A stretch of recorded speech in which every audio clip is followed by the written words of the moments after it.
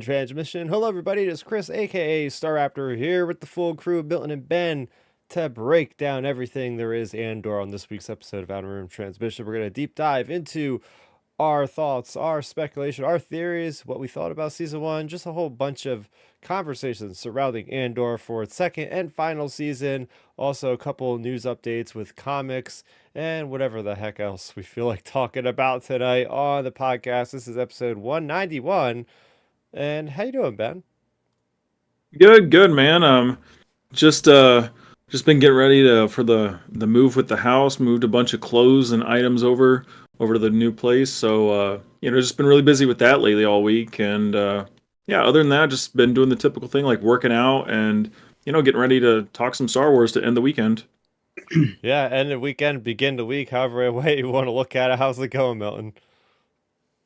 I'm good, man. Glad to be back on the podcast. Like always, finally have my video working. This is Yep. like one of the rare times, but we're back here to talk some Star Wars. My cat's hanging out with me right now, so that's cool. Just been busy adulting and just again planning a wedding and just enjoying life the best I can. But other than that, though, I'm good. Couple more weeks. Another 2 weeks until I go to Steel City Comic Con in Pittsburgh. So I'm looking forward to that also. Oh, yeah. Convention season is upon us. You're going to go there. 2 weeks later, I'll be at Celebration. So we'll have a lot of fun things to talk about when we return back at the tail end of April. But for now, we still have two more episodes to talk Star Wars. So I want to just jump right into my week in Star Wars. I've been doing my homework, so to speak, for Japan. I've been diving into all sorts of media surrounding Japanese culture, modern things, old things. And speaking of old things, I probably have just watched the oldest thing I've ever seen for a film, and that is 1956's Seven Samurai by Kurosawa. Oh my gosh, I don't know if all films were that like long back then, but this film clocks in at almost 3.5 hours. It's so long, in fact, that there's actually a built-in intermission about That's halfway not through. unusual. About to say that's not unusual for those types of movies. Lawrence of Especially back Arabia then. had another intermission. That was Yeah. another one that impacted Spielberg and Lucas. Actually, Yep. that's another because that had Alec Guinness too. Yeah. Ah, I mean, But because think continue, about it. Chris. go Oh, ahead. go on. No, I was about to say, like back in like the 30s, 40s, and 50s, like movies was the thing. TV was becoming, was Mhm. being revolutionized. As the decades were going on, but movies they had the different intermissions. They had like cartoon serials, so that's not unusual that they would build in those intermissions in those 3 hour type events because they were events. Like I think that it'd be nice to see if we would bring that back into the fold of current day media, how that would play out, like that type of epic. I mean, I think a current director that can probably pull that off would be like Christopher Nolan. With the types of movies that he makes, they're 3 hours plus long. I mean, I'd be very curious to see how that plays out. And I think we did get an example of that. Now, as I think about it, with didn't Zack Snyder's version of one of his movies have an intermission, or he broke it up in like 6 parts? It was The Snyder his Cut. Snyder cut. Yes, his Yep. Snyder cut was like 4 hours long, but he had like the six like breaks, mini like 5 second Yep. breaks in between, which was kind of cool. Yeah, so I enjoyed it. I enjoyed it. One of the things that strikes out to me is the music. It's this really funny, zany soundtrack, and the, the character work in this movie is just hilarious. Like these guys are jumping off the screen like anime characters, and I'm assuming that's where they get the idea of like these over the top, like crazy characters that are just so goofy and off the wall. I mean, we see some of that in Star Wars a little bit with some of the minor characters there, but this is something that that inspired George Lucas, like the Clone Wars episode, Training the Farmers. I'm gonna go back and watch that episode because I feel like it's just like shot for shot, probably the same cinematic kind of thing with the little farmer alien guys with the big pikes. That's exactly what these the Japanese villagers having the bamboo pikes and all. But obviously the Jedi were fashioned after the samurai and the code of honor and all this this different mentality of the East. So it was cool to dive into that, getting ready to go, especially like gonna watch Star Wars Visions before I head out with the different inspirations there and whatnot. But I also did watch The Hidden Fortress, which was made by the same guy, Kira Kurosawa. That was in 1960. I watched that a couple weeks ago. That one I could definitely make huge connection with Star Wars because I kept saying my girlfriend was watching this like these two characters are basically C3PO and R2D2. They are because there's these two characters in the beginning of the movie. One of them's really tall, one of them's short, and they're like going around this place. At one point, one character wants to go one direction, then the other character wants to go the other direction, and they basically curse each other out and say, "Okay, blah blah blah, we're out of here." And it's like about rescuing a princess. I'm like, this is basically what Star Wars ended up being in the West, you know. So that was cool. I did not finish that one. I should probably go back and watch that, but I enjoyed both of those from what I've seen so far. So I don't know. Have either of you guys watched either of those old Akira Kurosawa movies? I have not personally. I've heard about them and things. The main like classic movie I've watched from that time period was Lawrence of Arabia. That was a really good movie. That was like 4 hours long, by the Mm. way. Um, What? and that's another one. I think it clocks in at like 3:55 or so. It's very close to 4 hours. But that was an intermission as well. And watching it, it's just hilarious. When you watch it straight through and there's an intermission, and it's just so odd seeing that nowadays. But it's just cool seeing those old movies, how like they impacted the our favorite filmmakers like George Lucas, like Spielberg, and all of these people like were touched Star Wars at one point in their careers or another. Yeah. So I watched this on 4K Blu-ray, and the way they restored this old movie, this movie is as old as my parents. To put that in perspective, I'm like, this is crazy, and it actually looks really, really good. And for everybody else out there, if you're preparing for celebration or you just want to watch these movies because I'm talking about them, I believe the entire collection, the Criterion collection, which is like the fully restored ones, is on Max right now. You can go ahead if you have Max, check them out. I want to eventually watch Yojimbo or Yokimbo, whatever the other one is he has, and the one that inspired Ryan Johnson with The Last Jedi. Mm. What is it called? Like Rashomon or something like that. Yeah, Rashomon's Effect or Yeah, whatever so it's from. that Yeah. is also by Kira Kurosawa. So see if I have time to fit in a couple of his other movies, but yeah, it's pretty cool to kind of take a trip down memory lane. So Oh yeah. yeah, so have you discovered any newer Star Wars shirts or anything as you're packing up all your belongings, Ben? Well, not really, but my week in Star Wars actually popped up today, and I just realized, Chris. So this go to number 64 on this website. So, anyways, I woke up this morning on Twitter and we had like a mention, and there was this Twitter account called Million Podcast. They actually gave us a shout out for like giving us as one of the best like Star Wars podcasting creators like on YouTube and just creating things. And out of all the people, like they have people on their list like Theory or Explained or whoever, obviously in their like top 10 or 15 or whatever. But they ranked us number 64 out of all their creators for the Star Wars community. So I thought that was pretty awesome getting a shout out from them on like having a nice community, and like they even have a little blurb about us on their website on that list. So yeah, that was What kind of website my is this? Yeah, what it's is just this?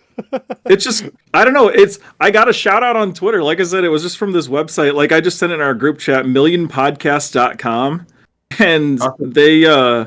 they made a list of like 100 Star Wars creators and content producers, and I was just like, oh, that's cool.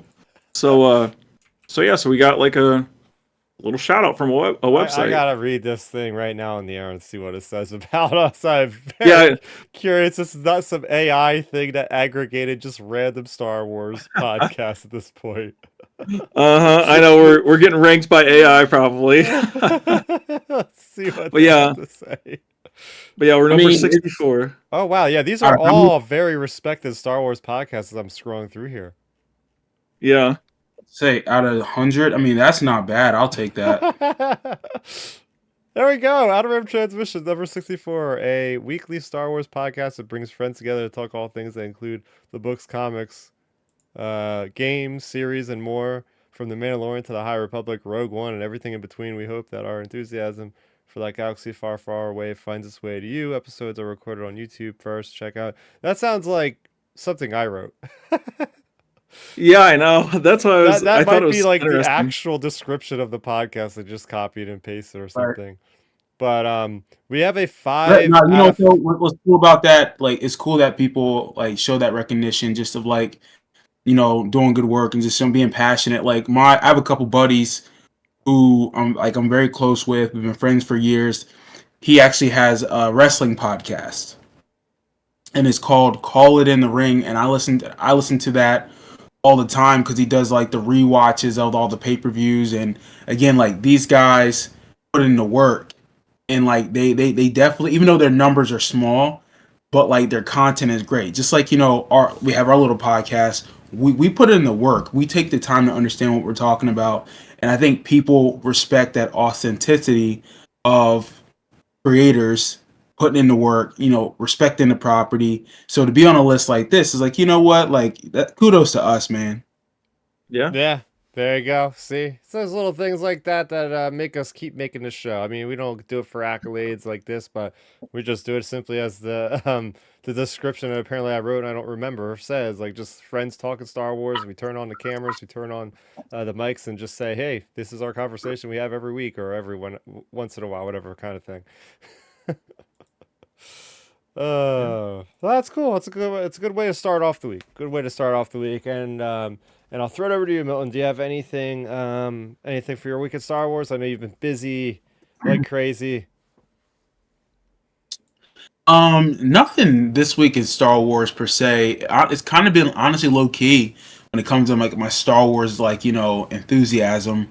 Don't get me wrong, it's always there internally, but nothing really stands out this week. Honestly, I think my mind has been other places coming up. I mean, my hope is to obviously see some cool stuff in a couple weeks when I'm in Pittsburgh at the Comic Con. So I think I may plan on like, I'm gonna make a point to try to at least try to see some cool Star Wars celebrities that are there.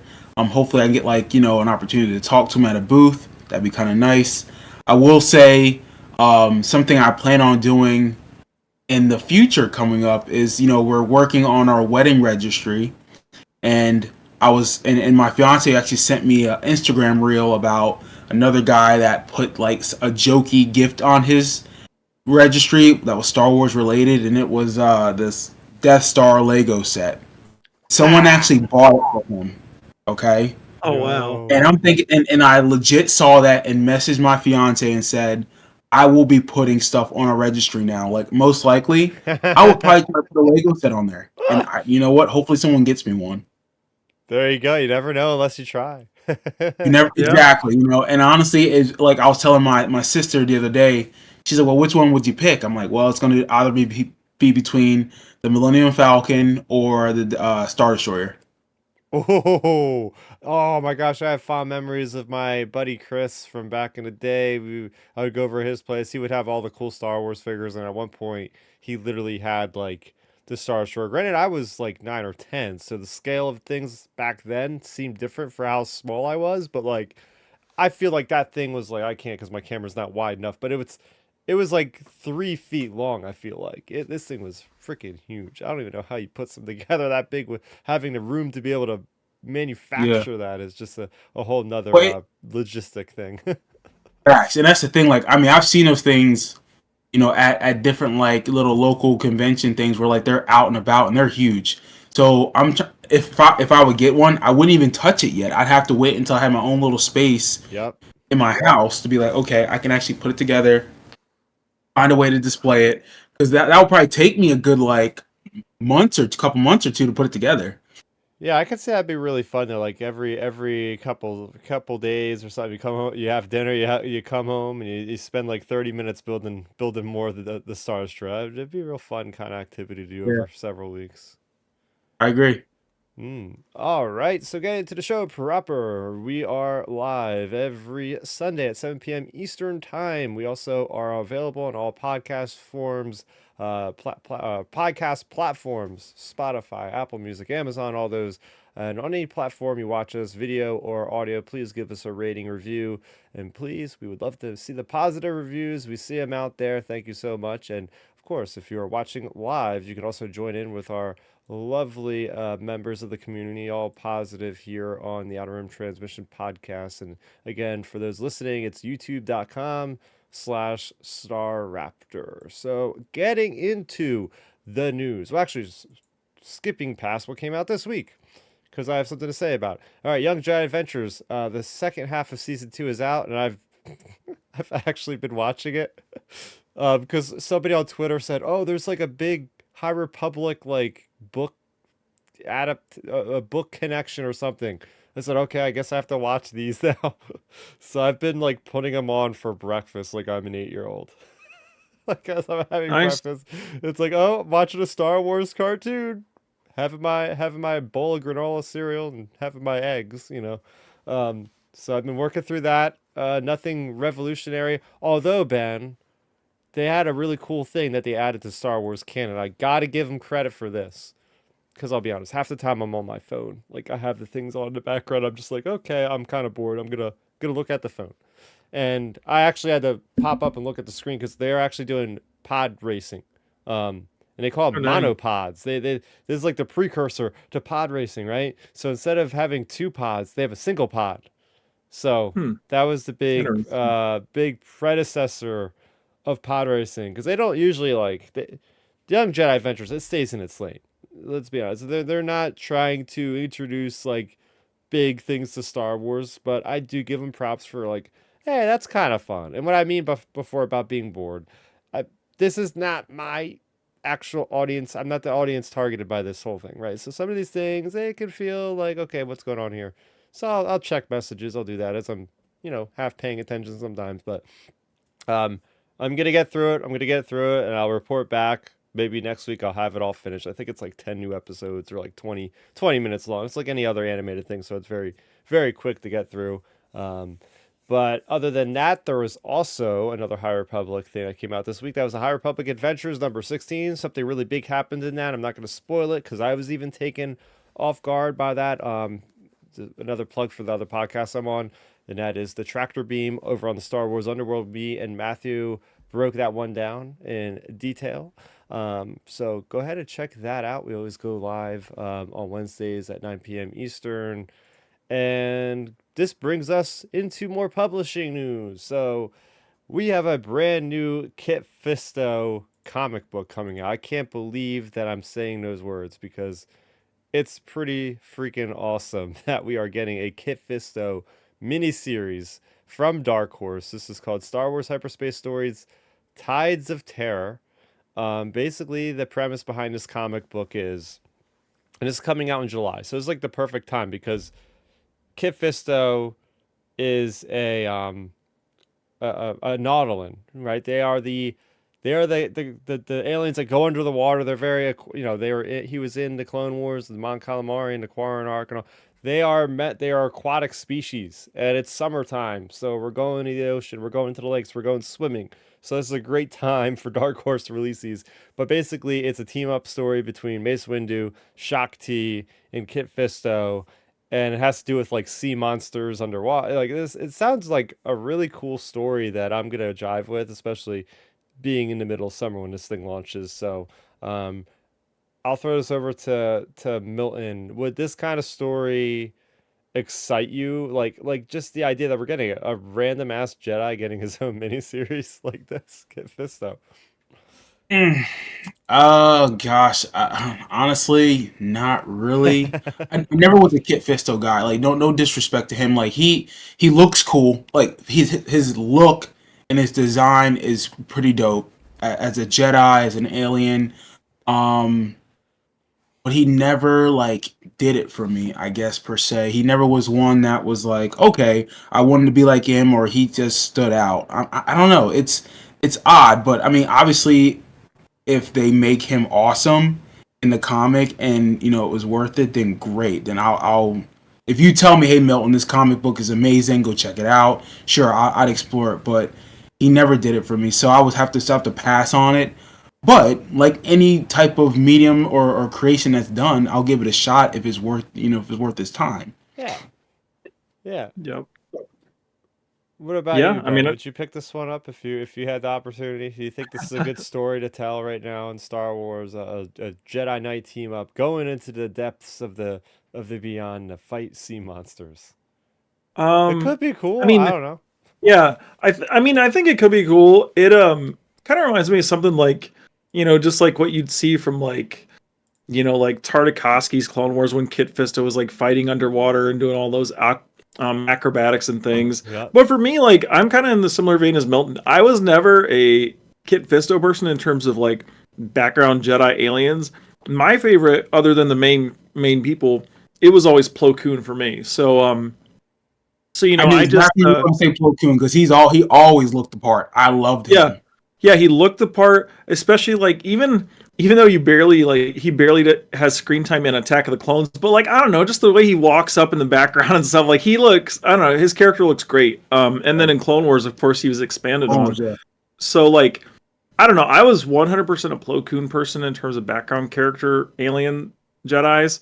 So like Kit Fisto for me is kind of just, I mean, I guess if it's a good story, then it's a good story. Like I always say, whether it's canon, non-canon, whatever, if it's a good Star Wars story, it's a good story. So like, and I like that they at least are keeping him in his element, like because let's keep it real for a minute. I mean, Kit Fisto is basically Star Wars' Aquaman, Yeah, I was about to Yeah. say the same basically. thing. Basically, that's that. I'm glad they're keeping him in an aquatic type story because he's basically Aquaman. Yeah, yeah.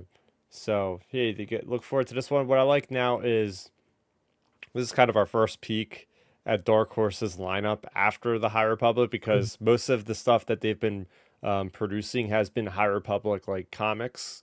So I'm actually liking the way they are doing their stories rather than having like one-off issues for different stories like they used to do with like the High Republic event or the Star Wars Adventures line. Now they're giving more detail per like one character with its own miniseries. Like for instance, we're in the middle of the Bad Batch stories, which are freaking cool because these are before the actual show. It's during the Clone Wars, fleshing out the characters a little bit there. We're about to get a Poe Dameron series.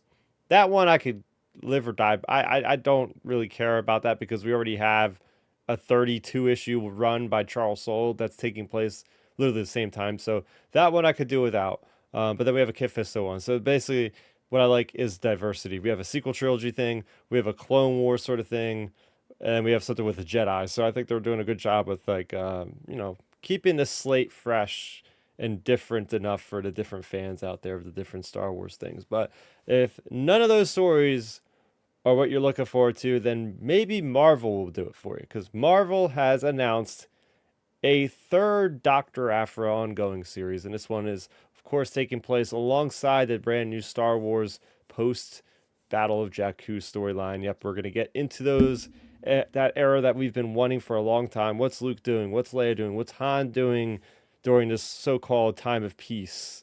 And what's going on with Ben Solo? And apparently, with this one, it's gonna be tied in heavily with Luke Skywalker, Doctor Aphra. They're gonna go find this artifact.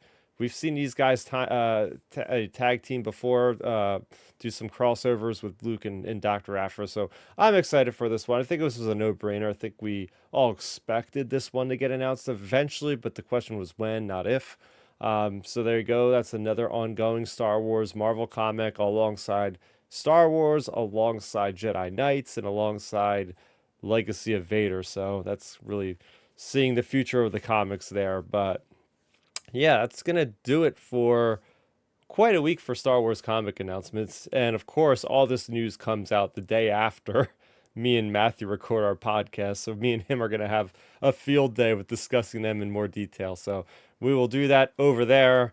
And that's basically it for the news. So what I wanted to do, because next week we're gonna talk more about Celebration, and then I'm gonna be there, so we're not gonna be able to talk about really Andor between now and by the time I get back, and then we'll be talking about the episodes themselves for season 2. So I wanted to definitely spend a good chunk of time talking about what we're feeling, what we're excited for, who we're hoping to see more of, and that sort of thing. So I guess I'll just start the conversation here with the Andor discussion, saying I'm very, very excited to see the Gorman massacre. I think that's going to be a huge flashpoint.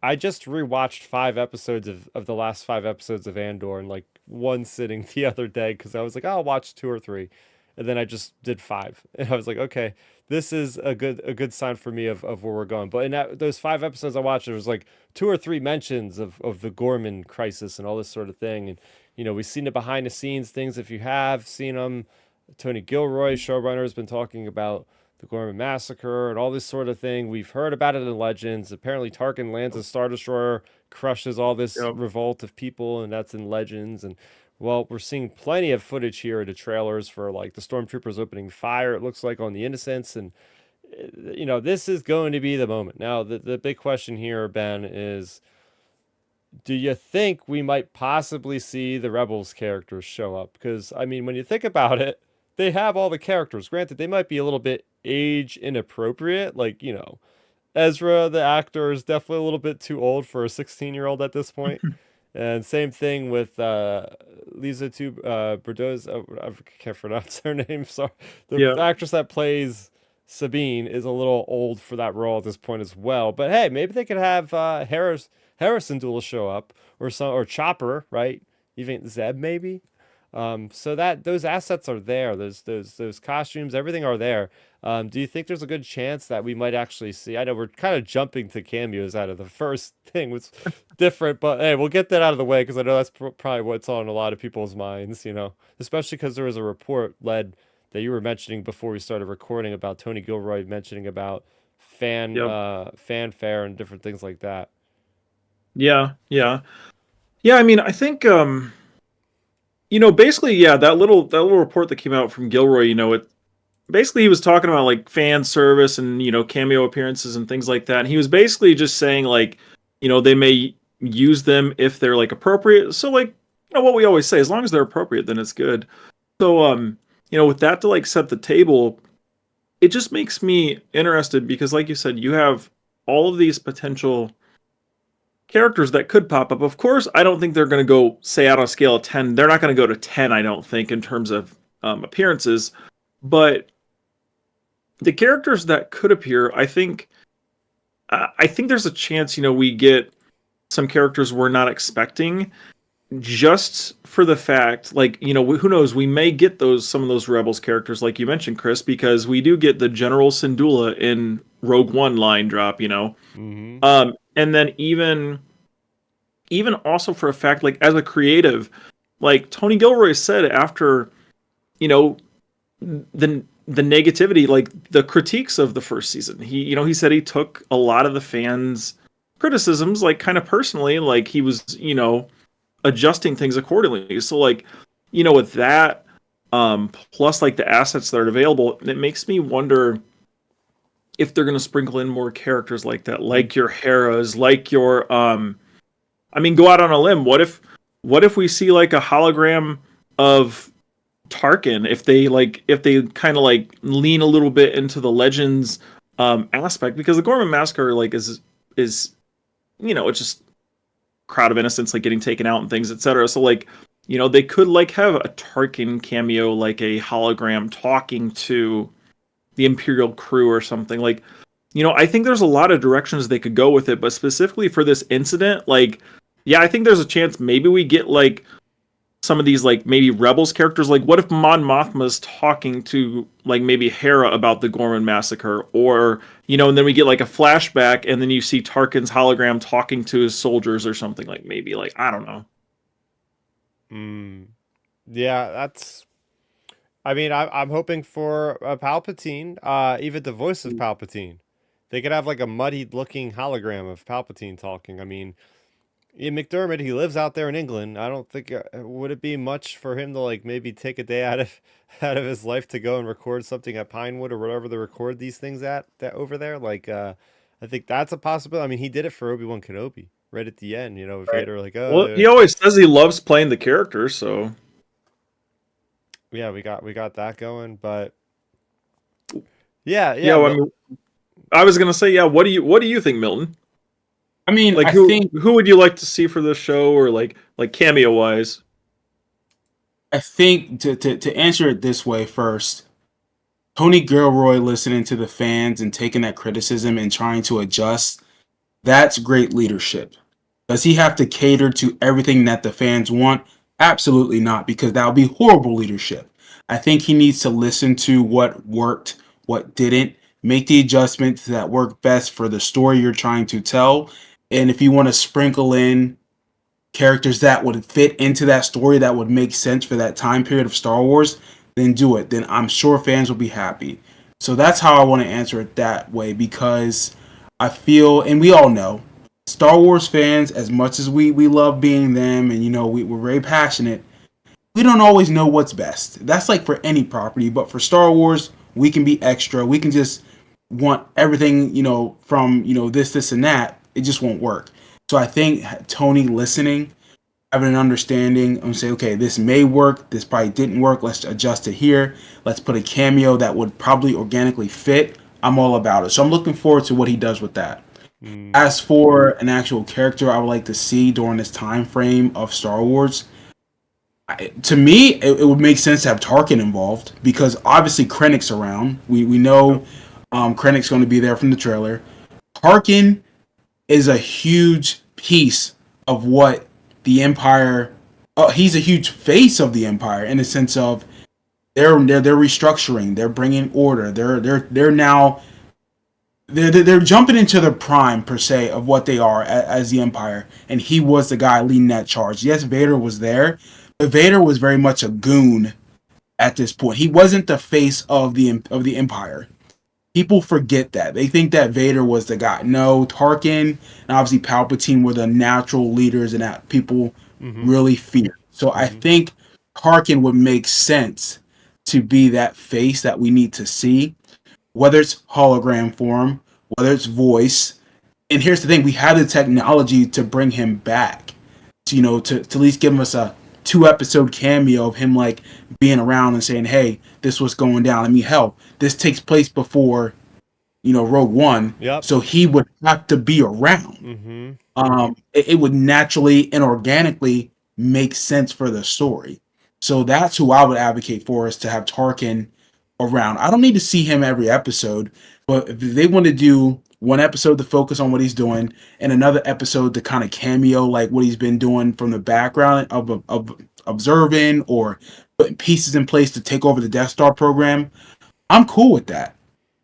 Yeah, I think that's a great call, Milton, because he was literally in Rogue One, so he's got to be a safe choice because it's already been set for that this is gonna happen right then, right? So that makes a lot of sense. Seeing him, and especially with how the technology has gone, I would like to see him now compared to how he is in Rogue One. Just Oh, looking for at Luke sure. Skywalker going from season 2 Mando to Book of Boba Fett, seeing that transition in like a year of time. What would that look like 10 years later with Tarkin? That would be insane. Yeah, it would be. It'd be pretty sick. And his character, I forget who the actor that played him in the Rogue One movie, but just the way they did his mannerisms and the way he walked and looked, like that felt like Peter Cushing. Obviously alive with us, God rest his soul, but that felt like Peter Cushing. It didn't feel like someone filling in and then they just CGI'd his face. It was like, oh, I believe that was Peter Cushing. And I think with the way actors are now and technology and how AI works, I believe you can bring him back, for at least an episode, Yep. Mm-hmm. at least for like half an episode, the cameo, just to kind of like, you know, tether him throughout the story. Yep. That would be, it's not even a safe pick. It's the logical pick. Like that's where I think if fans of Star Wars actually use their heads, logically, what characters would make sense? Like a Bail Organa would make sense. Oh A yeah, how have we Tarkin not would seen make Bail sense, Organa yet? That's a good right? point. Well, yeah, Jimmy Absolutely. Smits. Like Bail Organa would, like, what's his name? Who plays the Jim character? Jimmy Smits. Jimmy Smith. Yeah, he will still come back, and he's an older or Organa, so like you can age him up like he looked in Rogue One. I mean, this would be a perfect way to sprinkle him. He should actually be around causing some problems, or at least working in the shadows, getting the money right, because him and Mothma and Old Boy were the ones that were pretty much running the things from behind the scenes. So I would actually love to see him also in this season.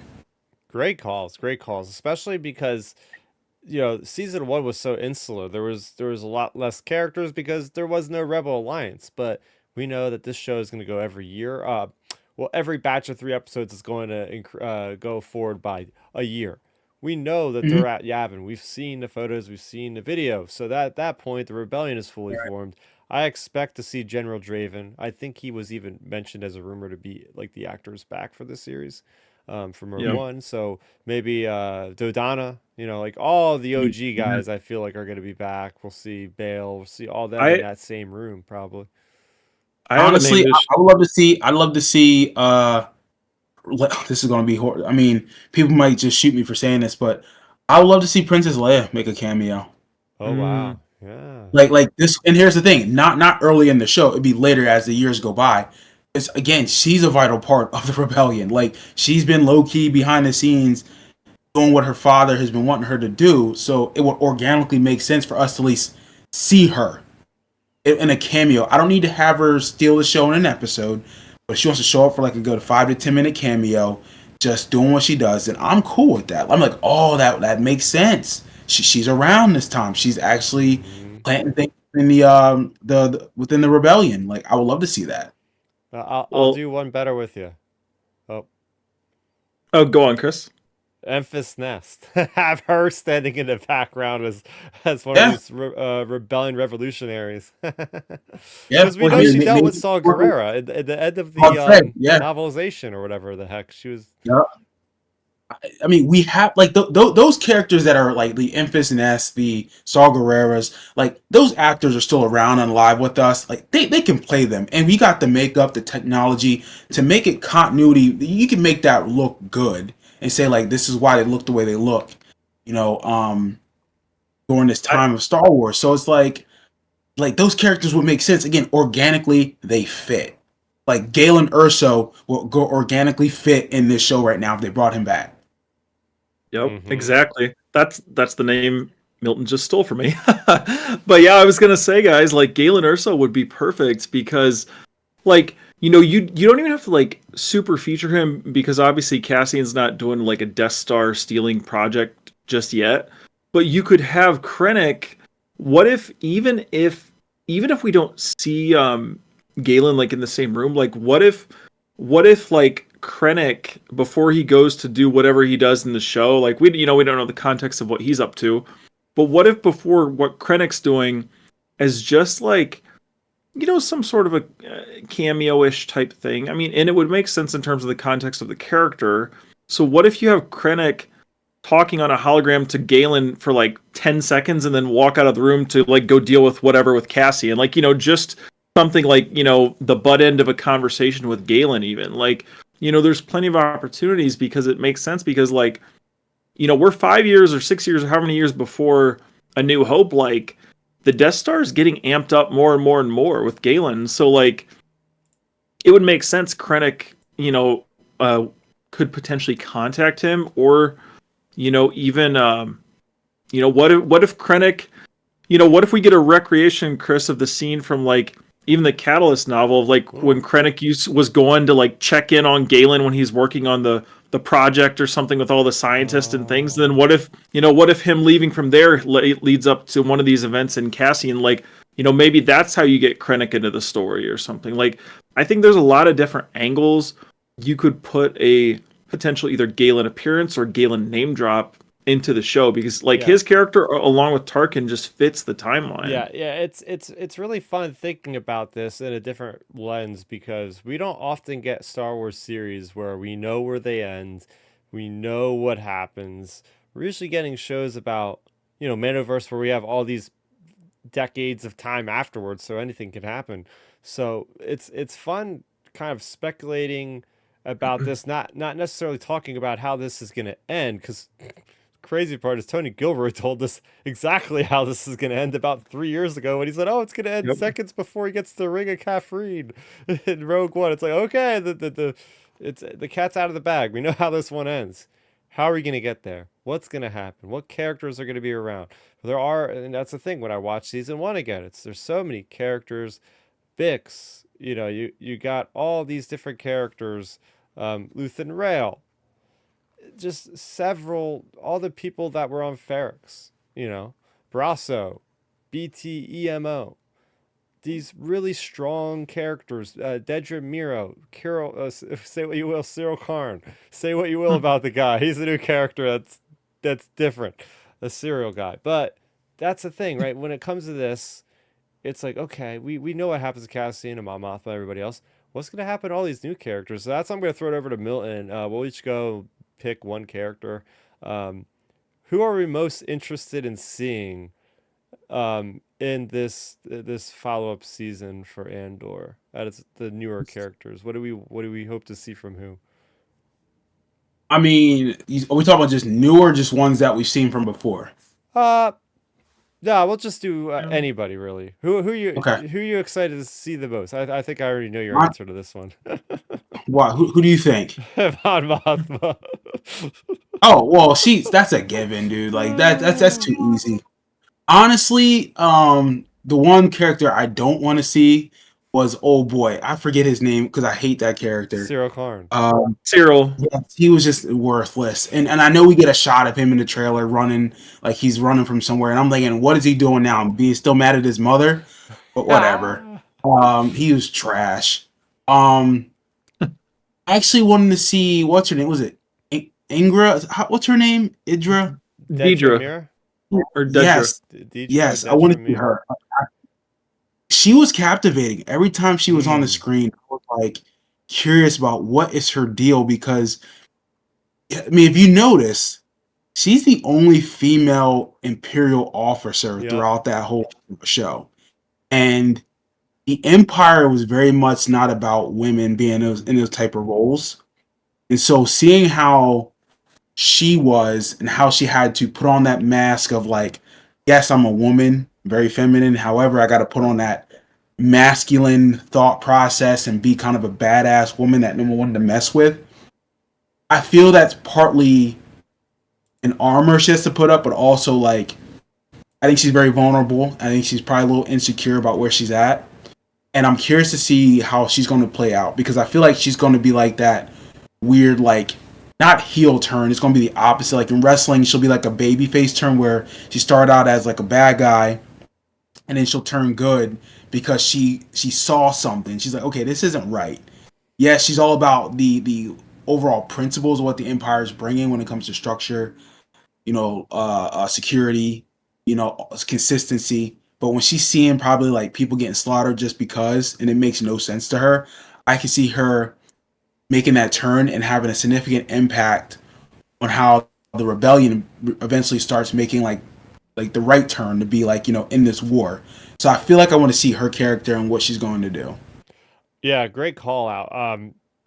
I just really every scene she's in, I'm like glued to the screen. It's just this. Yeah. She was recently promoted in season one of Andor, and she's working her way up the ladder and quickly finding out about how the system is playing against her in every way it can be. Lieutenant Blevins trying to just completely shut her out of getting information on Ferrex and finding the Star Pass drive that she found on Stiergarten, and then all this that was really like the whole catalyst of this entire series is that darn drive that Andor found, that he left it there on Ferrex was, and then that whole became, oh, this is how they find out about an actual organization of a rebellion for the first time in the Empire. And she's the one that figures it out. She is the one that actually gets I forget the commanding officer guy, then it goes up to Wilhuff, Yularen, or not Wilhoff, Wolf Yularen was there, and he's the head of the ISB, and that's when I love how this show works because everything is so coordinated. Where like one character, you think that she is so far off from what Cassian Andor is doing, but what she ends up doing ends up affecting him, or he gets thrown into jail in Narcana 5 and all this sort of stuff.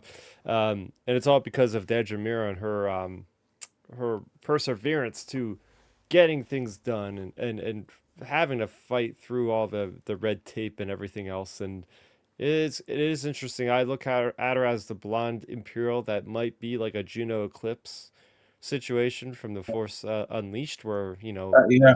Galen Merrick has that love interest, and she's an Imperial pilot, and then she defects, I think, at one point. Um, so I Yeah. definitely see that coming along. Like she's battling the Empire so much to get justice, but things are just not going in her favor. I could see her ultimately. I don't know if she'll join the rebellion necessarily, but just like I'm out of here kind of thing. Well, Yeah. Chris, here's That's actually an interesting poll you just did regarding Juno Eclipse and her. Like, I can, that'd be kind of nice if we actually get some inside baseball that where they said, her character was a little bit inspired from that character, which would be very kind of dope because I think everyone loved that character and we would have loved to see her like as a canon character, obviously. But yeah, that's an interesting poll. Oh yeah. Well, hey, now guys, we can headcanon it into if she makes it past this series. What if she just ends up with Cal Kestis, like our new Star Killer type fill-in character? So there we go. Um, yeah, I think her character is a really good one though. Like, it's a intriguing character because, like you mentioned, Milton, I could easily see her seeing something and doing like the heel turn and turning good, and like maybe we get a moment in this show where it's like she somehow runs into Cassian, and it's kind of like that moment from like, I don't know, from like Clone Wars where like Asajj Ventress is like running into Anakin or Ahsoka or whatever, and she's like, "No, I'm good now. Don't kill me. I'm here to help," or whatever, like that type of thing. Like maybe we get something with Deidre where she's like, has to like talk her way out of it, and she ends up going good. Um, but then again, on the flip side of it, what if she goes serious and like I could easily see her being like a an underling, maybe like since she's such like a serious type character, like an underling for a Tarkin type character, or I mean, heck, even you mentioned I think you mentioned it, Milton, about like how like the Empire's so like not diverse basically in terms of their officers. Like, what if we get like we say we don't even see the character, but what if like by the end of the series she gets like a transfer order from one of her officers and she gets sent to like Thrawn's crew and like she Oh has yeah, to the go with Seventh Thrawn. Fleet. But they don't Yeah, even the mention Yeah. Seventh Thrawn. Fleet. They're like, you're getting your transfer to Yeah. Seventh Fleet, and we're like inside baseball people like Nope. us are like, oh my gosh, she's gonna be on Yep. Thrawn's Chimera or something. Because she'd be like a perfect character to go with She Thrawn though, would. That is a good point. Like Yeah. so like maybe we just get like a little name drop like, hey, you're getting transferred out of here, you're causing too many problems, you're going to the Seventh Fleet, yada yada yada. Like I think there's a lot of just little Easter eggy possibilities. I mean, look, we got that whatever it was, the old 20,000-year-old empire thing they mentioned in the first season. The So Rakata, yeah. The Sky Kyber of the of the Rakata, that was crazy. Um, yeah, for me, I'm gonna talk about that character that I'm referencing, and that's Luthen Rail. I Mm. think we're gonna find out he's gonna be the godfather of the rebellion. He is gonna be the one that managed to make all these alliances work because I really like what he does in the latter half of season one, where he's literally sacrificing like 30 soldiers when he knows like he can get them out of there. But it's if they get them out of there, it's gonna end up alerting the Imperials to like that they know what's going on. So he has to willingly sacrifice these people, um, use everybody as like resources, but only to know that he one day might not even see the fruits of his labor. And that carries on to one of the best monologues in Star Wars history when he's down there in the lower depths of Coruscant with the cloak on, the steam from the underbelly of the, and he's talking to Lonnie, who was this defected Imperial that he's had in his back pocket for ages. And the guy says, "What do you have to sacrifice? What do you know about sacrifice?" And he's like, "What do I not know about?" And he goes on this huge monologue, and it's this beautiful thing about I'll never see. I'm burned by I can't even put. I should have looked up the yep, quote. I don't want to mess up the quote, but you all know what I'm saying. It's like the second to last episode, I think, of the series. Yeah. But I Well, love that, the I think idea of that of this was really character. beautifully shot. Hmm. It was a gorgeous shot, like how they shot him from a distance, but like I don't know, it was just nice that we didn't actually see his face close up when he was delivering that monologue, from what I remember.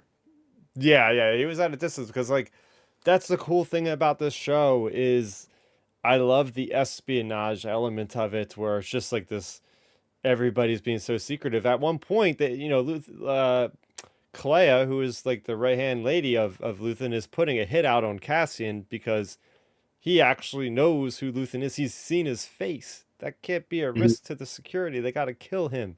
Then they go to Rick's Road, and then like all hell breaks loose, and that's another whole thing there. But that's what I like, the details, and it's a slower, different, methodical kind of like spy technique stuff. But in season two, it looks like we're going full throttle into like the action based espionage rather than like the political subterfuge kind of stuff that happened a lot with like Mon Mothma and this like mafia guy that is gonna do the money laundering and get that filtered through the system, and then he wants the hand of his daughter, and she's so burnt by that idea because she had to go through the same thing because her husband Perrin is just like this gambling guy that is not faithful for most likely reasons, and it's a whole thing. But see, this is what happens when I start talking to Andor.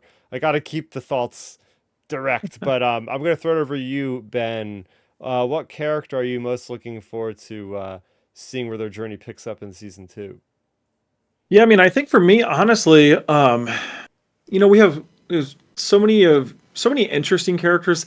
The funny thing is I think um, the character I'm least concerned about is Cassian, just because we kind of get it with him. We kind of know what's going on with that character. Um, so like for me, it's a lot of the other characters around him, like you mentioned, like Deidre, like Luthen, and so on and so on. Of course, I'm interested in some of the characters to like maybe see Saul Guerrera expanded a little more. Just because, for me, I'm not a huge fan of his Rogue One character, like at all. But I liked him in the first season of Andor. That's one of the few things I did like from that show. But I liked his performance in the first season, so I'm interested to see his character expanded on a little more. But for me, the main one I'm interested to see is actually from the new cast from this season, is just to see where what they do with Krennic. Just because it's so easy to say, hey, let's expand a character that's like popping in as a guest. But the thing is, to me, Tony Gilroy's a good writer, quality writer, whatever, and Ben Mendelsohn's a good actor. So I just don't think you bring him in to no offense to Acolyte, but I don't think you bring him in like they did Plagueis, basically hey, take a quick look at the camera. Here's Ben Mendelsohn for 30 seconds, and then we move on from him. I think Ben Mendelsohn's should, whatever arc he's involved in, which I'm assuming is probably the final arc of the show. I think with him, it's going to be interesting to see what his character, the reason he's in the show, what's he up to? Are we going to be getting Death Star talk? Are we going to be getting talks with Tarkin? Are we going to be getting talks with Galen? Are we going to be seeing him dealing with stuff? Because his character is going to be drastically different in terms of him getting expanded more, because on a 10-hour or I guess 12-hour show potentially, that's a lot more different than a 2.5-hour movie where I don't know how much screen time Ben Mendelsohn has, maybe a half hour or something in the Rogue One movie, if that. So that movie, he's the dedicated villain of the movie, versus this show, he's not. The villains are kind of all over the place. So I think his character is the most intriguing to me for all of those reasons. Yeah, it's gonna be really cool to see Ben Mendelsohn back because the last thing he was in, I think, probably put a big sour taste in most people's mouths, and that's Secret Invasion on Marvel's end. Mm. And that came and went real fast, and I don't ever hear anybody talking about it. He did fine in that, but it was a lot of other things going wrong in that series. So it'll be nice to see him glowing in a very, very good, hopefully, series in this case. But he's done it once; he could do it again. That's for sure. He was one of the best things Oh about yeah. Rogue One. I mean, Oh hands yeah, down. for sure. Now here's another thing to throw out there to you guys when we're on the character subject. Um, how much or what part of this show do you think how much involvement do you guys think K2SO is going to have in the show? Mm, Not sure. I mean, I think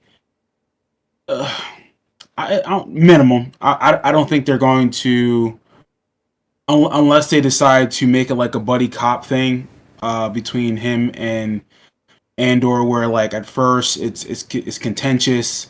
You know, he reprograms them. Okay, fine, make that work. But I don't really need to see all that because I think that will take away from what we're trying to establish. Now, obviously, I think the second half or the last third of the series, if you want to shift into that, because at that point, you know, K2SO and Andor are like, you know, they're tight. So I think the third half of the show, that's when you do that. Don't establish that from day one. I don't think that's really relevant. Yeah, Yeah. that is true. I have this crazy theory where I think, and I'm probably not the only one who thought about this, but BTEMO is going to get transferred as like the brain of K2SO or something like that. Yep. I've seen people talk about that too. I think that would be great. Just because, you know, we would know his connection. It kind of like retconish, not retconish, but you know what I mean, kind of like lay a better foundation for his connection to K2 because if you I mean, you may be able to correct me if I'm wrong, Chris, if I remember correctly. Doesn't he like basically meet up with K2 like really shortly before Rogue One? Like the body at least of K2? Yeah, I Or what believe is it? so. It's been a long time since I read that one shot Yeah. comic from Marvel, but yeah, Yeah. something like that. Yeah, so if it's like shortly before Rogue One, let's just say it is hypothetically, like the way you know, because if you know, for example, if I just meet up with C3PO a week ago, I'm not going to be like connected with him. I mean, Cassian's like all torn up that K2 is getting taken out in Rogue One, you know. So like my thing is you're not going to get all torn up over a robot you met a week ago. So like I think the way you make him be attached to Cassian is like, you know, do like the you know, memory transfer thing like we've seen with the robot from Solo into the Falcon, you know, something like 0337, that. yeah. Yep, something like that. Like make because that's kind of like an established precedent already for like robot minds now, like in this iteration of Star Wars. So like maybe we do get that, and that would like kind of layer K2's character, I think, that much better. Oh, yeah, and you know what? They literally did this, and I'm thinking I brought this comic up at the beginning of the episode. I'm bringing it back full circle. Charles Soule and Phil Noto's run of the Poe Dameron comic series. What was that, 2016 or 17? Basically, there's a droid that's brought up in the Aftermath trilogy. Ben, you read the Aftermath trilogy, right? Yep. Both of you guys did, yeah. So actually, you guys are familiar with. You guys will be familiar with this one. So Snap, Tem, and Wexley had a droid, and that droid was called Mr. Bones. It was a B1 Yep. modified battle droid, and apparently, it's actually you can see a reference to it in the Outlaws video game, because he's in there. Um, but like 20 years later, Snap Wexley ends up like something happens with the droid, and he ends up putting the brain to another droid to keep it going. He puts Mr. Bones' droid brain into a commando droid, a BX commando droid brain, and that thing goes crazy. It's pretty Yep. awesome to see. So the president has been set between that comic, between that series. But yeah, the thing I kind of want to maybe end on this note too is, and you sort of alluded to this fact, the show's called Andor, but I do find that Andor might be the least, not the least, but like he is not really the star as much as you think of Yep. season one. And he has a good character arc. He starts as a thief, and he's just trying to get by, and by the end of it, he accepts Luthen's deal. He's ready to get killed by Luthen. He's like, "You can kill me right now. I'm here. I'm here." And that's just him saying, "I surrender to be part of a bigger movement." Which is a powerful thing. You get to see what he's doing with Kino Loy over there on Arcana 5, inspiring him to make the speech on the loudspeaker for all the prisoners to rise up and one way out, that whole thing. So we get to see Mhm. him, but I like Cassian never it never dawned on me the character was like the lead character in much of the show that it would be his namesake. You know what I mean? So, my hope is we get Well, to see some more like resonance with his characters, and it's no slight to Diego Luna. It's just the way the show is. It's more of an ensemble show. You know, we're cutting back to other characters, Luthen. We're cutting back to Mon. We're cutting back to Bix Kayleen and all these other characters, DJ Miro. So it's more or less like, okay, the show maybe should have been called something else, but that's a whole other yeah. conversation for a different day. Well, the thing with Cassian is, you know, when I kind of brought up that when I mentioned that, you know, to me, like I was thinking about this even before our podcast. Like another example of that already is in Star Wars. It's kind of like Cassian in this show. It's kind of like Obi-Wan in the prequels. Like Obi-Wan, you could look at him and say, yeah, he's the main character. You know, he's like leading all three movies, kind of. But then again, is he really like Qui-Gon and Pad? To me, Qui-Gon and Padme outshine him in, you know, Phantom Menace. You know, you have Anakin and all his like antics and Padme's antics and Attack of the Clones and like, you know, the other things that are going on with that movie. And then even in Revenge of the Sith, like Anakin's stuff is really overpowering and Palpatine and Yoda and these things. But, you know, Ewan McGregor's kind of that like, you know, through line. And like Cassian to me feels kind of like Obi-Wan in the prequels where he's just like he's there, he's like a good character, he's a good through line character, but you know, we have all this other stuff moving around him and it's like I'm interested to see what's going on with all this other stuff. Like, you know, his character's good, but it's kind of like hey, you know, we got Mon Mothma over here, we got Luthen over here, we got Saul over here, we got Krennic over there.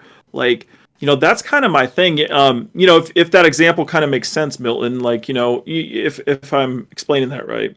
No, you're right. I mean, I think, especially for the prequels, I mean, Obi-Wan is the through line, which I think that's why it works. That's why I think his character is beloved, because you literally see him grow up from 1 to 3. As for this particular series, I mean, I'd have to agree with you on this, Chris. Like he's not the lead character. I mean, I don't think really we don't really have a lead character. I think that's what makes this show works, I think, because he's a through line to all these characters, Mm-hmm. which I think the payoff is through the movie of Rogue One. So I Mm. think as we get these two series and hopefully how this ends, you can probably look at the 2 seasons plus the movie as like an overall trilogy arc of Cassian. Because really, I mean, yes, Jen Urso is the lead in that movie, but Cassian dominate like he dominates that movie Mm-hmm. because he's the reason why we have this show. And I think this show strengthens his character even more in that movie, which then that movie is the reason why we got the show. It's kind of a weird like snake or a heady or a snake eats the tail type thing, you know? Yeah. It wraps itself around in a weird way. So I think that's why it works and why I'm glad he's not the lead, but it pays off in the movie and you understand like, oh, this is why because the first shot we see him, he kills that CI or that spy. And you're like, man, who's this guy? The rebellion kill people? And all of a sudden it's like, oh, that's what makes sense. So I think it works, and this is why the show's successful. Mm. Yeah. No, that's I think we all agree on that, and we're gonna be very curious to see what happens with that character. What happens with all these other characters?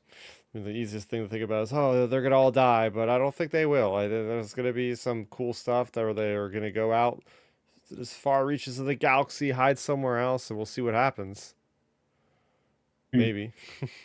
Yeah, I think I'm interested to see how they ended off. Of course, you know we know how it ends, but maybe we get like, you know, do you guys I guess to like as we're like ending this conversation and stuff, like do you I wonder if we get any of those shots from like, you know, the Yavin base from Rogue One, like the rebels like assembling there on Yavin or you know things like that, just because it's like the options are there. And I think I seen there was a quote even from one of the background characters from Rogue One from Mm-hmm. that Rebel meeting. They turned down to come back because the guy said he would have had to like cut his hair or something to Oh like my be in this gosh. because he has like dreadlocks and he doesn't want to you know he didn't want to cut his hair short.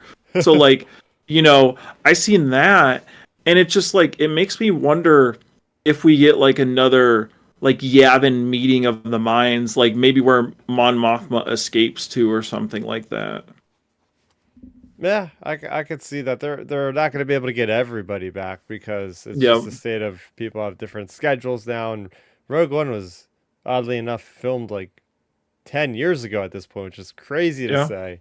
Absolutely crazy how time works. But um, hey, this is how it goes, and we're very excited to see what this show is going to be like in less than 30 days. Yes, Andor is premiering on April 22nd. And we have an update on that. So the episodes are going to be airing at 9 p.m. Eastern Time, all three of them every week for 4 weeks. So 3 Wait, episodes. back up. So we're getting, maybe I didn't know this. So we're getting 3 episodes per release. Yeah, Yep. so it's basically like a mini movie each week, Milton. That's crazy.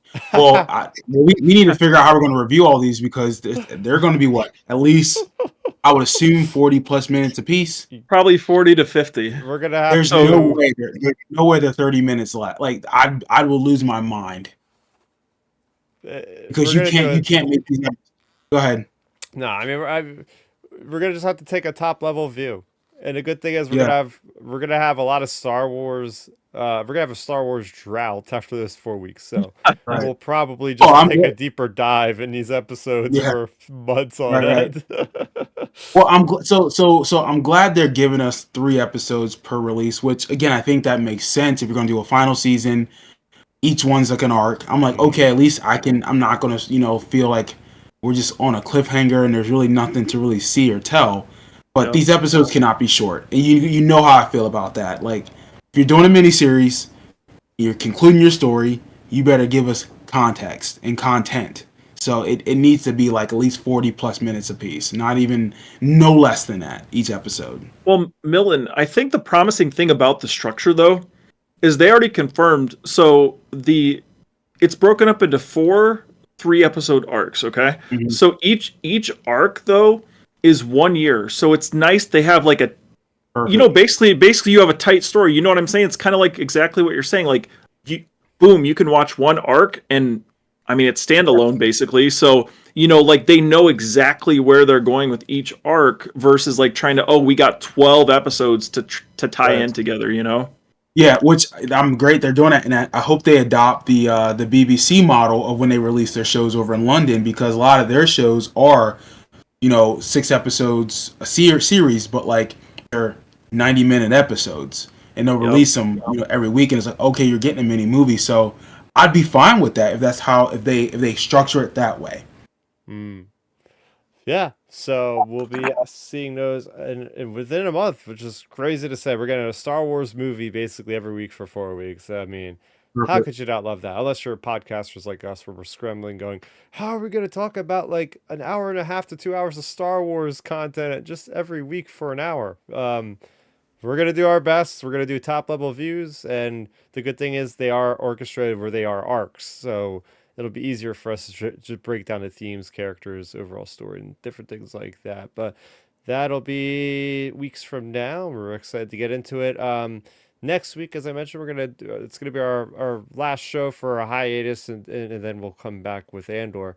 But we're going to be talking about Celebration. We're going to do a Celebration preview next week, talking about what we might see, things like that. Whatever else news rolls in here in the next 7 days. But Milton, where can the people find you on social media? Yeah, people can find me on X at Milton Weber 7 or Instagram at Milton 7 Weber. I think I said it right. Yeah, Milton Weber 7 on X, Instagram Milton 7 Weber. Okay, just flip the 7. That's what it is. Find me on those 2 platforms. Like I said, I like to laugh, have fun, talk about sports, Star Wars. Working out, anything you can think of. Keep it positive. I really appreciate you guys watching and listening to the show. Yep, and Ben. Yeah, I mean, yeah, you can find me pretty much doing the same thing as Milton, like talking Star Wars, talking fitness, workouts, those sorts of things. You can find me talking about all that at Real Ben Maynard on X or Instagram. Yep, and you can find me right here every week, youtube.com/Starrapter. And just look at any podcast streaming network for Outer Rim Transmission. You'll find us there if you would rather listen to us. But yeah, that's going to do it for us here. Pick it back up for next week. So for Milton, for Ben, for Chris, aka Starrapter, this was 191 of Outer Rim Transmission. Have a great week, everybody. May the force be with you always in transmission.